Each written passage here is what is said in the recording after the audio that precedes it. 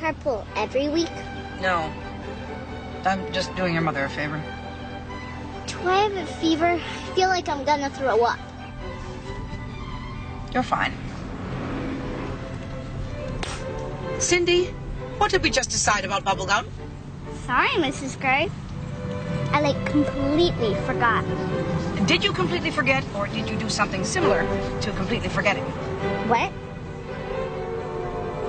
This music sucks. I will not have that language in this car. I want to listen to my music. Have you composed something? Taylor's mom lets us play Eminem. I will speak to Taylor's mom about that. Cut it out! You're smushing me! You started it! Maxine! Jonah, I have several decades on you. You will address me as Mrs. Gray. He's hitting me! No hitting.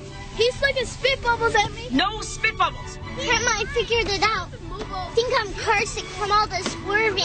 Lauren. Oh my God. What is going on back there? I lost my gum. Gross. Please try and find it. First, it's in my mouth. Then, it's totally gone. Cindy, you are going to have to get clearer now. Is it totally gone, or is it as if the gum is totally gone? Free? What? Move over. Get off me. Jonah's sitting on me. Maybe you're driving Stop hitting me. That's it. Everybody hang on.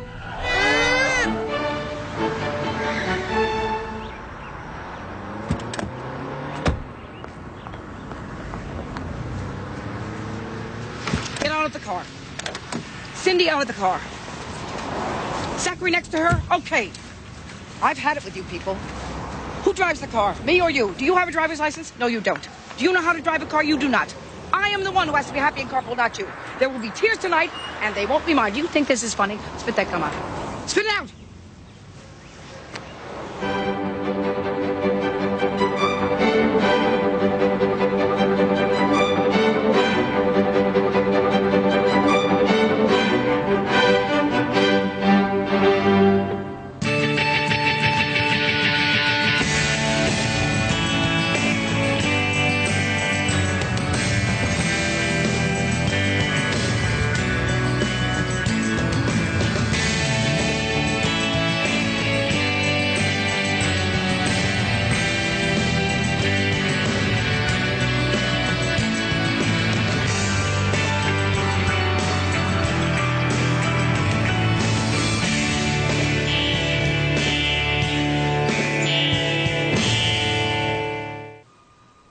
It goes to your credibility, Amy, as a parent, not to mention as a judge.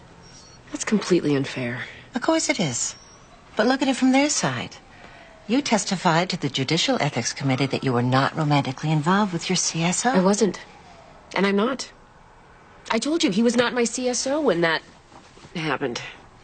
And was that the only time that something happened? Okay, first of all, nothing happened. It was just a kiss. And to answer your question, no, we kissed 4 minutes earlier on the couch. Sadly, my window blinds prevented Helma Newton from getting a shot of that one.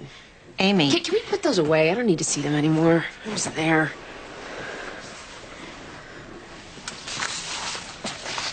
Michael's not pulling any punches. You're in court all day. Do you know what a bomber is? It's a divorce lawyer who's partial to napalm. Michael's hired a bomber? Michael hired the Unabomber. I just got off the phone with that guy. You need to open your house to a court-appointed family relations officer for an observational visit. What? Forget it. Amy. Tell Michael when he opens his house, I'll open mine. He already did. Michael, Leisha, and Lauren were observed last weekend. Lauren didn't mention anything about that. Want to set a time for this? Fine, whatever. You can come anytime. I don't have anything to hide. I gotta get going. I'm covering probate this morning. How bad is this gonna be? Imagine brain surgery. Now take away the anesthesia.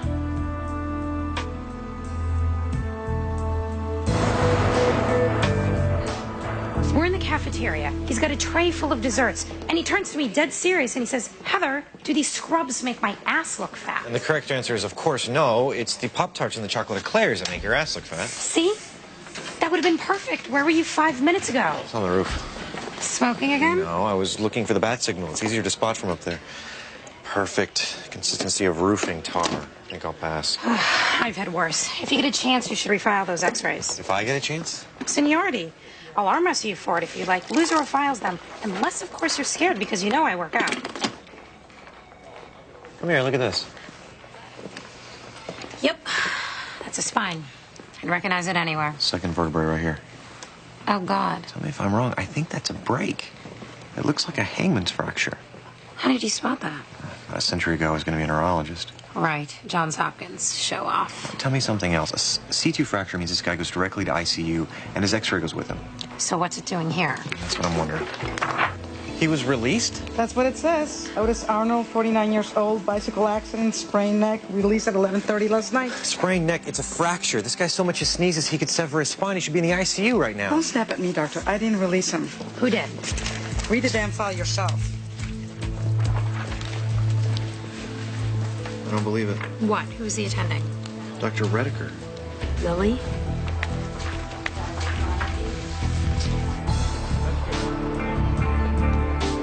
I am looking at a presumption of death motion. Mrs. Powell was petitioning the court to have her son, Matthew, legally declared deceased. Is that correct?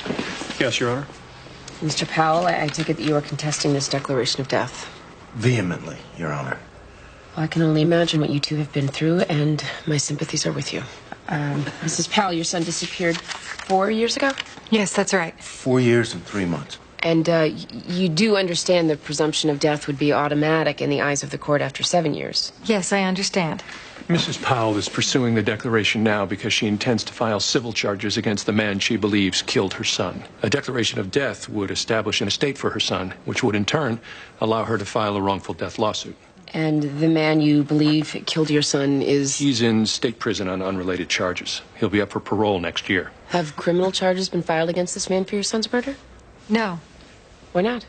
Because there's every chance in the world that Matthew is still alive. I'm sorry, Mr. Powell. You will have your turn to speak.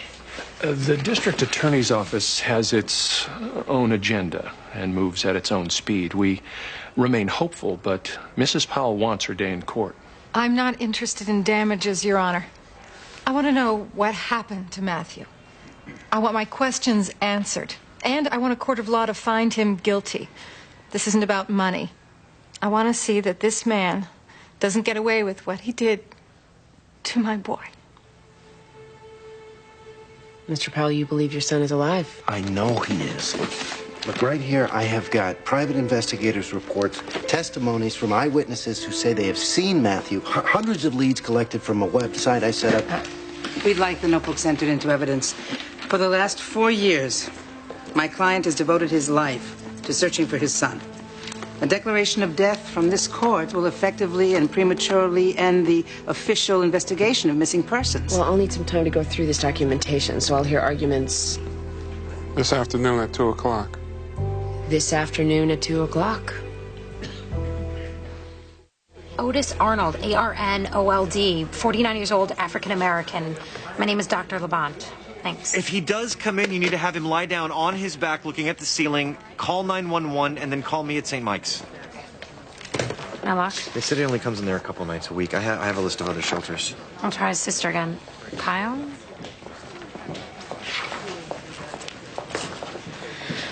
You want me to talk to her?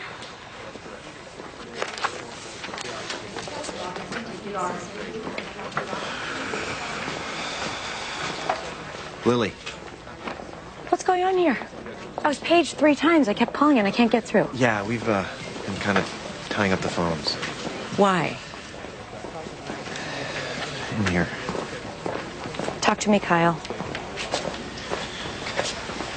You saw a patient last night, Otis Arnold. I saw a lot of patients last night. We had 3 car wrecks in a row coming here. Around 10:30, Chart said he was in a bike accident.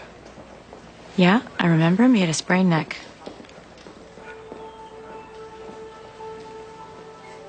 What did I miss? It's a fracture.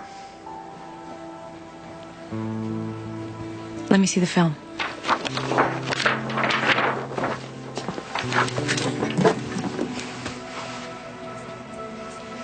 C2, right there. been trying to get a hold of him all morning, but so far no luck. Give me his file.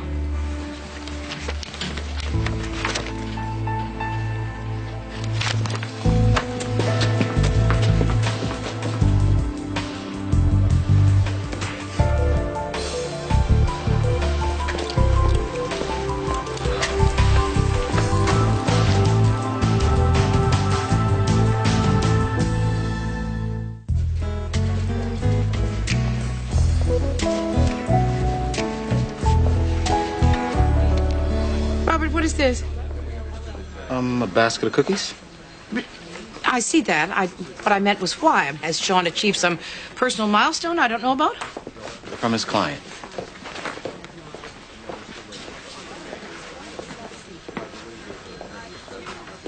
Do you want me to pull up a chair for you? Get you some popcorn? That was our line, wasn't it? I'm just gonna be over here, far away from you. Morning, Sean. Oh, Maxine, I was just talking about you. This is Allison Shepard, one of our new foster parents. Allison, Maxine Gray. We appreciate the help. My pleasure. Maxine here is the backbone of DCF. Which, of course, would make me the coccyx. I don't really know what that means. I just like saying coccyx. Thanks again, Sean. Right. Any other concerns, you know where to find me. Great. Nice to meet you, Mrs. Gray. Miss Shepard? Well, she seems very fond of you. She's brand new to all this. Needed someone to talk to. All right, Maxine, what's the problem? Give me the stink eye. What's on your mind? Nothing. Okay. I don't think we should be accepting gifts from foster parents or any other clients. What gifts, Maxine? They're cookies. Doesn't matter what they are. It doesn't look right. How's it look? It looks like an inappropriate relationship, and it looks as if you are encouraging it. That is ridiculous. She's thanking me. I'm helping her through a tough time. Yes, Sean, that's our job. We help people through tough times. We get paid for it. We don't get cookies, too. What is wrong with taking some cookies? Because sometimes cookies are not just cookies. What? Look, we just placed a 14-year-old girl with Allison. A 14-year-old girl with a police record who's been in and out of juvenile detention. Sound familiar? So I've been spending a little extra time on this one because I thought it would be nice if this particular 14-year-old foster child didn't end up in prison. Allison chose to thank me by baking me cookies. If you have a problem with that, then don't eat the cookies. Fair enough?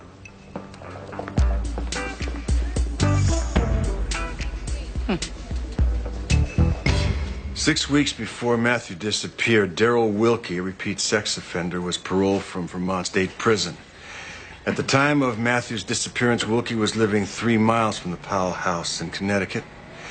Witnesses report seeing Matthew the afternoon he disappeared, talking with a man in a rust-colored Dodge pickup truck.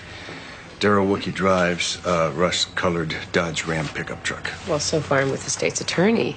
Your case sounds circumstantial and without a body. There's more.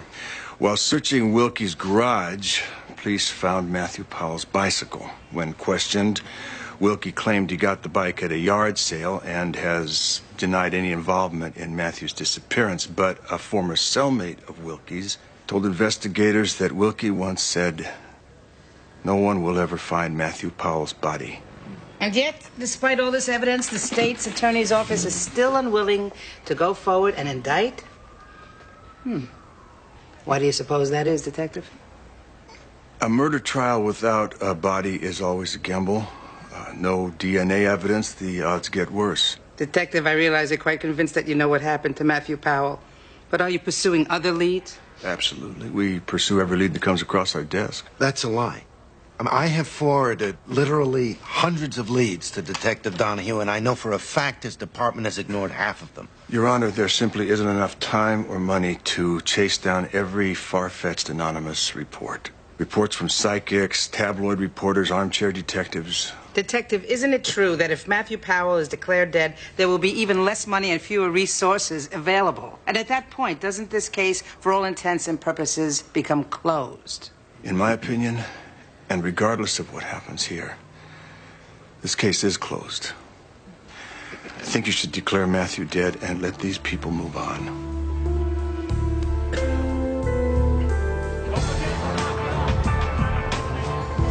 Do you have any idea when your brother will be back? Has he called? Otis doesn't care for the telephone. Either he shows up or he doesn't. When he's not at your place, do you know where else he stays? You been to the shelter? We've been to 6 shelters and as many churches. Well, he loves the holidays. Every church in town is giving away a free meal. You tried the Salvation Army? He helps out there this time of year. We've already been there. Then you've done what you can do. Otis, he's not one to leave a flight plan. Gets on his bicycle and goes. Well, you have my number. If he does show up... I know. On the floor, flat on his back, staring straight up. I got it. Thank you. Can I ask you a question? You guys don't really make a lot of house calls these days, do you? It's rare. What happened? If there's something wrong with my brother, and there must be, or you wouldn't be here, why did the hospital let him go last night? It was an administrative error. Sometimes when things get chaotic and the ER gets overrun, the system sometimes loses track of a patient. Looks like you could use a better system. Yeah.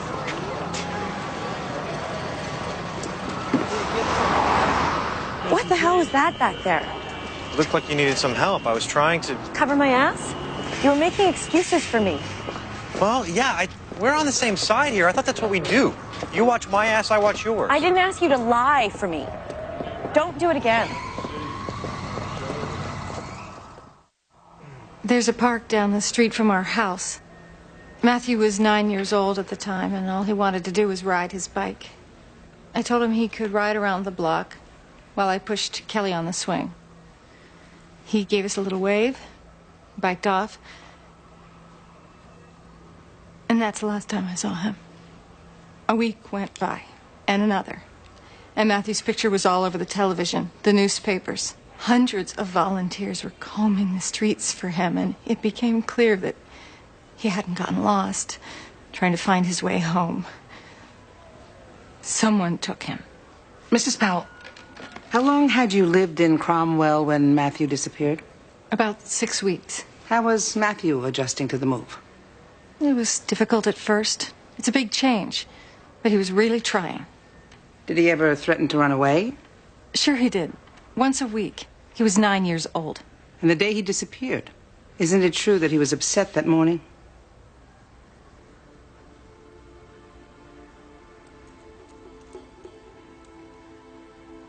Yeah, sure, he was upset. You want to know why? His sister finished the Captain Crunch. He was just a regular kid. He was unhappy one minute, bouncing off the walls the next.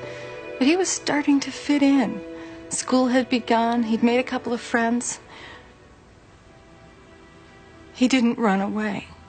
And even if he did, he wouldn't have stayed away. Not for 4 years. Not without a word.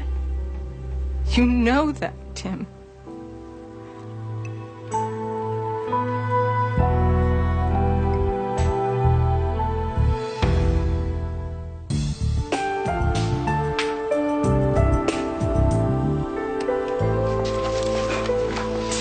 Sean, I thought you'd gone.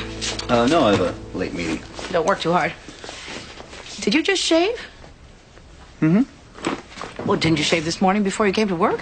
Sometimes I do that, Maxine. Sometimes I shave twice a day. Is the meeting tonight with your young foster mother? Her name's Allison Shepard. She called me a couple hours ago. She needs to talk to me. And she's on her way here. No, meeting her downtown. A place called McGinley's. You're meeting her at a bar? They serve food, too. Inappropriate, Sean. And it violates policy. What policy? Unwritten policy. You know what? I'm the boss. I write the unwritten policy. I'm meeting her at a bar because it happens to be where she works. I would meet her here, but she only has a 20-minute break, okay? So do you think you could just back off just a bit and let me do my job? All right. Thank you. Sean? What? You missed a spot.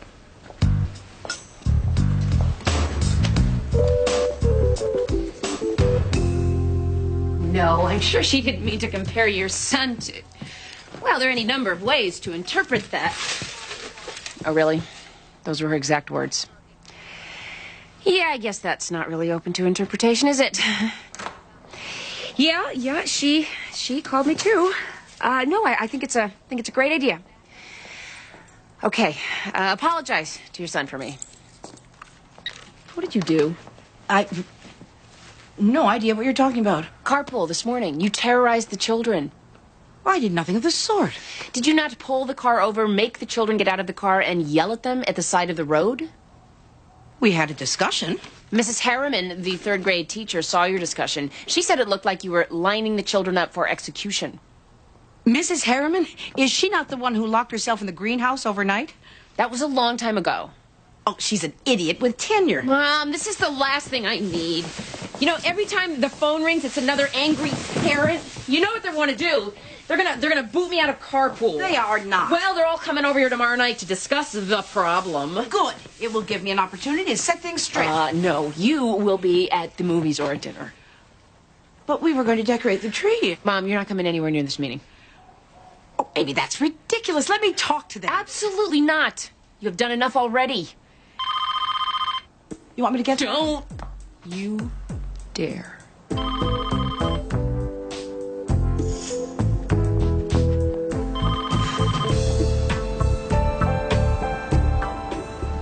It's true, but we're not getting as many calls as we did the months after Matthew disappeared. Back then, the office fielded 400 or 500 calls a week. What office is that? The Matthew Powell Foundation. I started it 3.5 years ago to publicize Matthew's disappearance and coordinate the search. It's quite an undertaking. I took a leave from work. And how many calls does the office receive these days? It varies. As few as 25. It spiked to a couple of hundred last month when we went wide with this composite.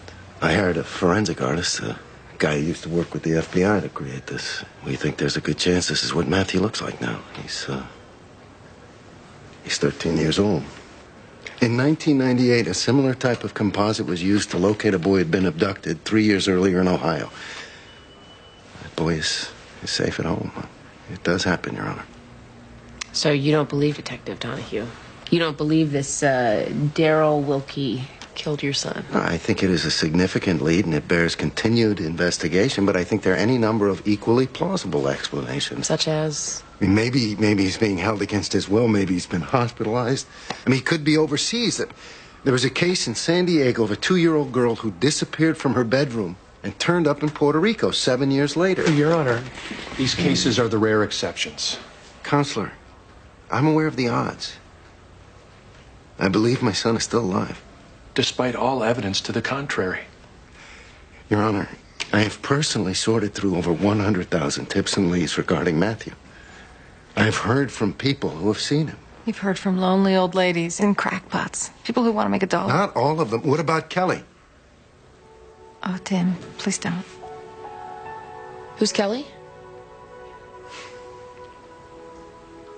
Kelly's Matthew's sister. You said you wouldn't subject her to this. Kelly saw Matthew? Last year at the town fair. You can ask her, she'll tell you. I think I need to talk to Kelly.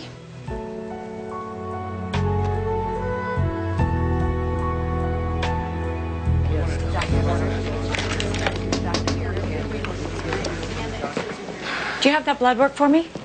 What blood work? Do the words even land in your head?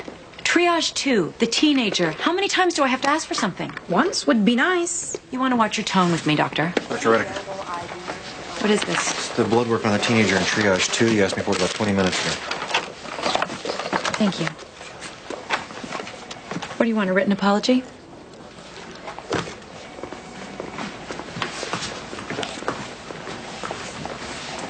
You okay? I'm peachy. Maybe you should give yourself a break. Heather and I can cover the rest of the shift if you want to go home early. Right, you mean before I kill someone else? You didn't kill anybody, and any one of us could have made that mistake. You didn't. You caught it right away. Yeah, but it wasn't the middle of the night. I wasn't coming off a double shift, and I didn't have patients stacking up like airplanes over Bradley. This is great. I don't even have to make up my own excuses. I'm getting my money's worth out of you. Go home. You're just getting in the way here. Hey, you haven't worked here long enough to talk to me like that. He's here. Call Connecticut Memorial Neurosurgery. Try and get Bobby Levin. Mr. Mr. Arnold. Dr. Rediker, good to see you again. You're gonna be all right. Is there any pain? Are you feeling okay? Well, I was, but as soon as I took off my beard, I ran into 14 different people on the street. Told me that I was very sick and needed to get to the hospital. Excuse me, sir, we're gonna need this gurney. Yeah, no, and I'm sick. He's worse. 14 people tell me to do something. I do it. Oh, damn, that hurt. Mr. Arnold, we need you to lie down on your back, stare straight up at the ceiling, and try not to move your head. I got Levinson on the phone. He wants to know who's assisting. Tell him I am and tell him we're starting now. You're gonna be just fine, Mr. Arnold. Coming through!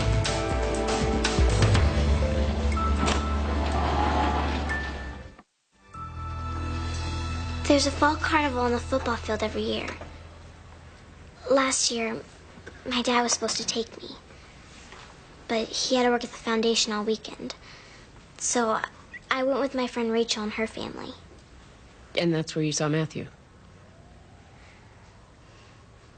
It's okay, you can tell her. Me and Rachel, we were on the Ferris wheel because it was the only ride her parents would let us go on. In the middle of the ride, the Ferris wheel stopped, and we were just hanging there. And then that's when I looked down and I saw Matthew. At first, I wasn't really sure that it was him. So I shouted his name. And then he turned around and I got to see his face. And so that's how I knew that it was him. Did Matthew see you too? No. I don't think he knew who was shouting his name. He just walked away. After the ride stopped, I tried to run after him, but he was gone. But you're sure it was him? Yeah, it was definitely him. He was wearing, a red sweater. Like in the picture? Yeah. Yeah, like that. But it was probably a different sweater.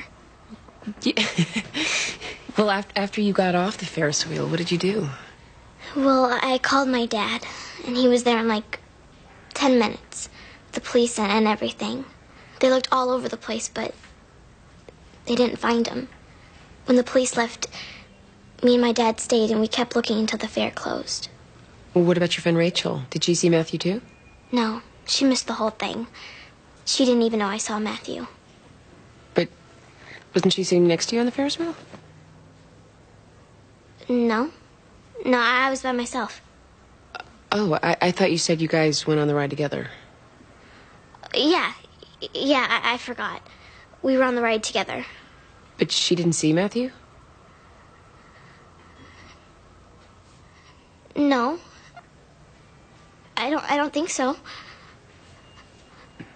Kelly, are you sure?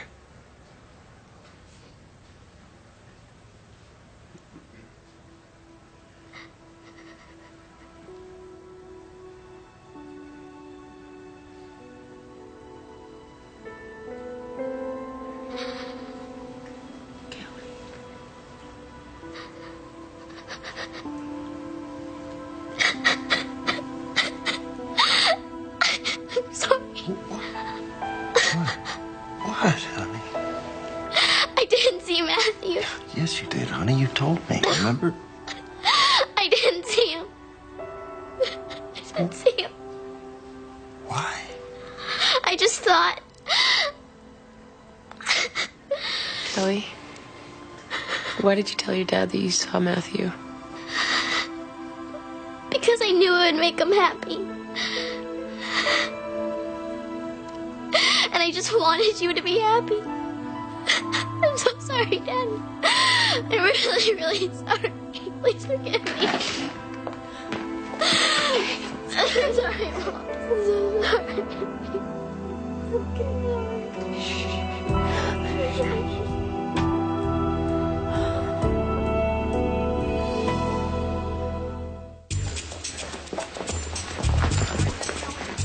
Morning, Sean. Are we trading desks again? Here, take it. What's this? Transferring a case to you. Allison Shepard. Is this your foster mother with the cookies? You all right, okay? Should have transferred it weeks ago. See, it turns out... She has feelings for you. When we met last night, she asked my advice. She wanted to know if I thought she should take her ex-husband back. What'd you say? Well, there's all these reasons why she should. emotional support, financial assistance. I think the guy really likes her. Maybe they have a shot. But? But what I wanted to say was no. Don't do it. Don't take him back. You can do better. What was running through my head the whole time was, what about me? See, it turns out I have feelings for her. What did you tell her? I told her to come in today and talk to someone else. I suggested you. She'll be in after lunch. I guess I have some reading to do.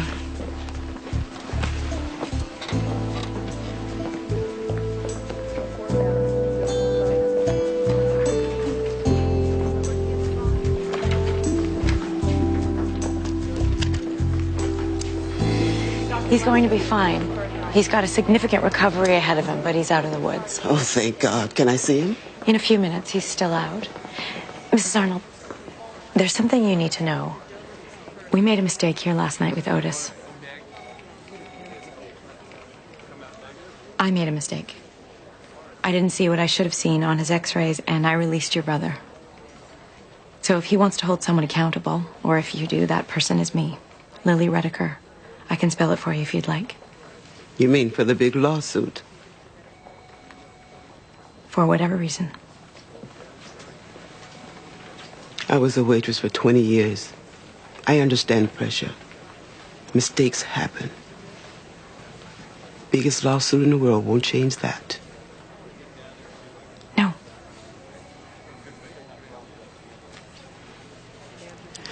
But I bet the farm he won't make this particular mistake again. That would be a pretty safe bet.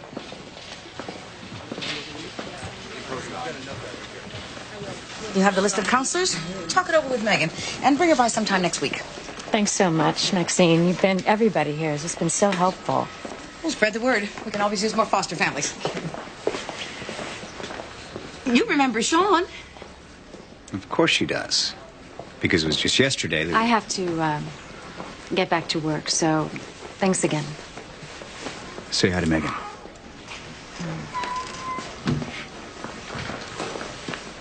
For what it's worth, she thinks the world of you. Yeah. So what's happening with her ex? He's moving back in. They're going to give it a try. That sounds like a good plan. Are you all right? Yeah.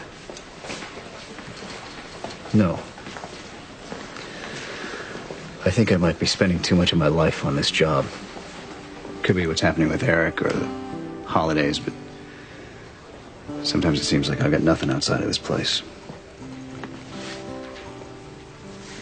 My daughter has banned me from the house for the evening. My fiancé's in China. How would you like to get out of here early and go get dinner? That'd be nice.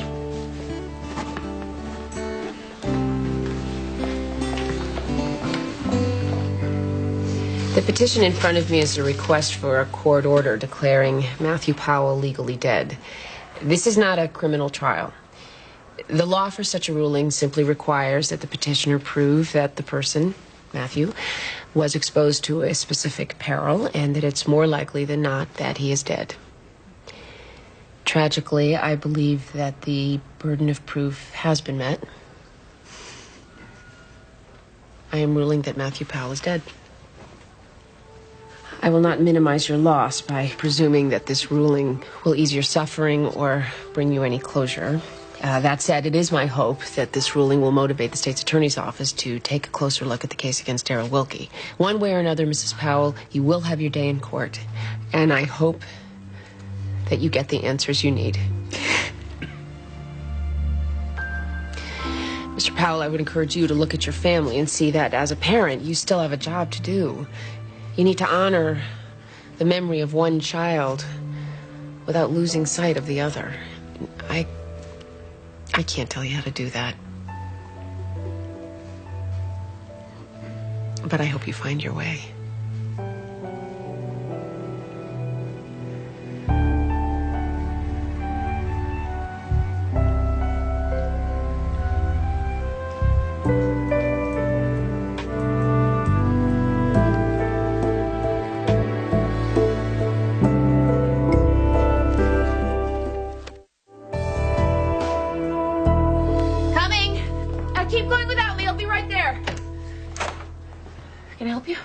Amy Gray?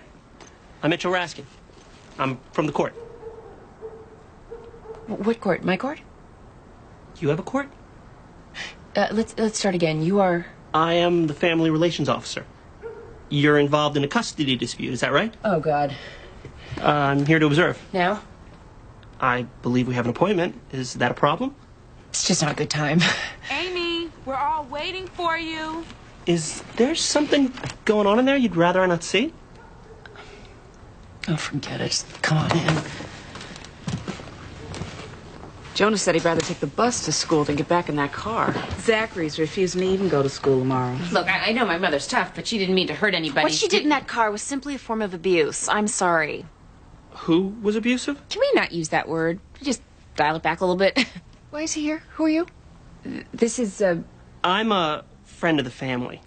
I think we're all talking about the same thing. We're going to have to reduce the number of kids in the carpool by 1. Carrie, please. It's Terry. Anyone home? Amy! Oh, for the love of God. Hello. I'm Maxine Gray, Amy's mother. Mama, I thought you were going to be out this evening.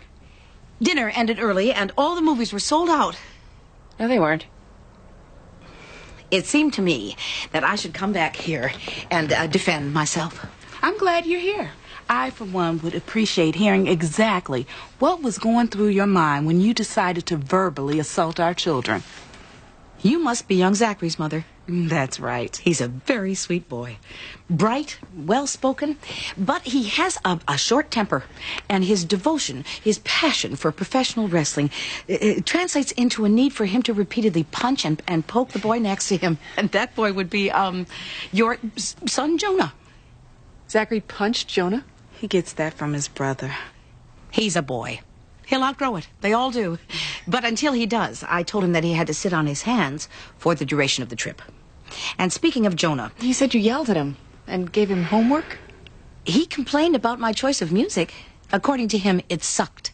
And at that point, I insisted that he listen to Mozart. And yes, I told him that the next time I drove, he would be walking, unless he could tell me where Mozart was born and name 2 of his operas. Mom! Which brings me to your lovely young lady. Oh, jeez. No, and she really is quite lovely, especially when she's not spitting bubble gum all over her lap. And as you may know, I told her that I would fine her 5 cents every time she used the word like extra grammatically. She owes me 15 cents. I was just trying to make a point. That's a great idea. I mean, I've been trying to get her to stop saying like every 2 seconds, but it's like impossible. And that would be a nickel. Mom. Well, as far as I'm concerned, Mrs. Gray, you can drive my daughter every day. I'd be honored. Yeah, I'm really sorry. I didn't realize. I never wanted to kick you out of the carpool. I was just going along with the group. Then I guess this meeting is adjourned. Amy, was there anything else? Nope. Ladies, thank you for your time. Is Lauren around by any chance? She's sleeping. Who are you? This is Mitchell Raskin. He's from the court. He's here to observe my parenting skills. Oh. How do you think it's going so far?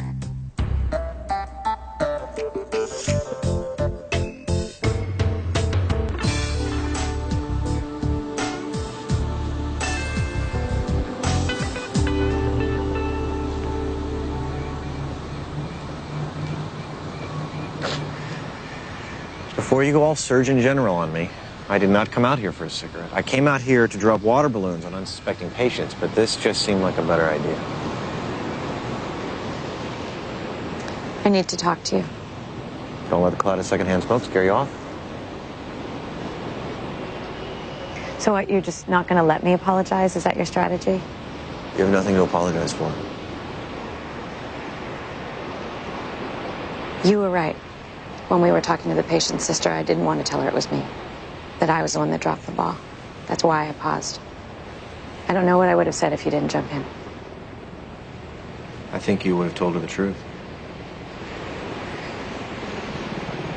What do you want out of this?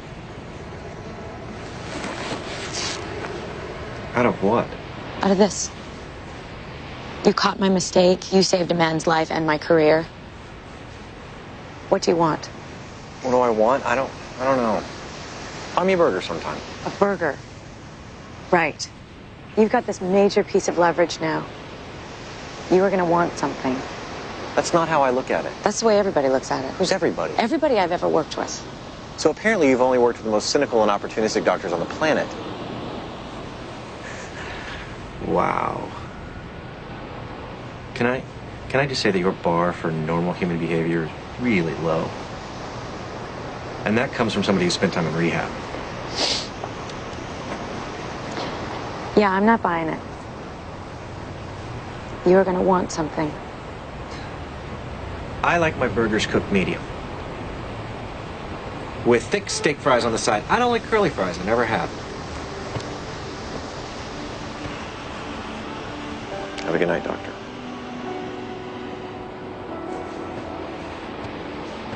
Kyle.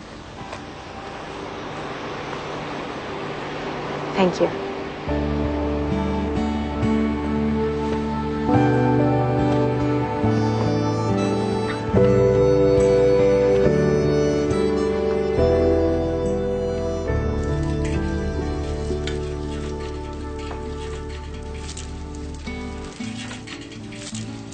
You were great tonight, Mom.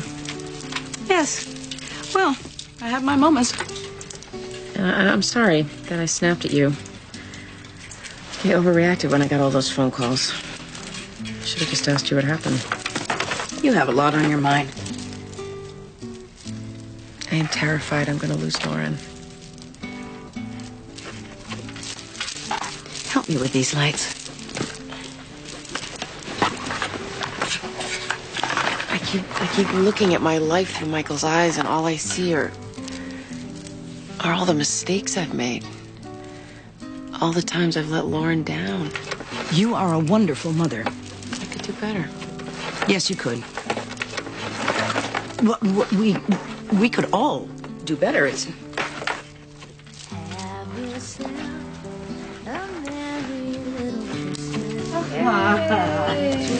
Yesterday morning, while piloting that nightmare of a carpool, I briefly considered driving into oncoming traffic, but it passed. And next time, I'll do better.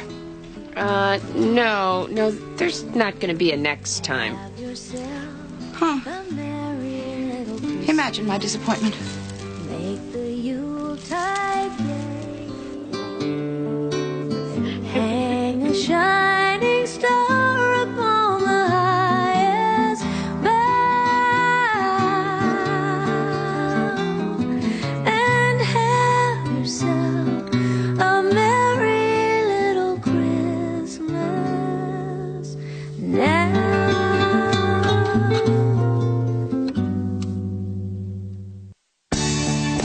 Coming up next on TNT's Prime Time in the Daytime. Can the detectives see the true motives behind a seemingly random crime? Find out on Law and Order next.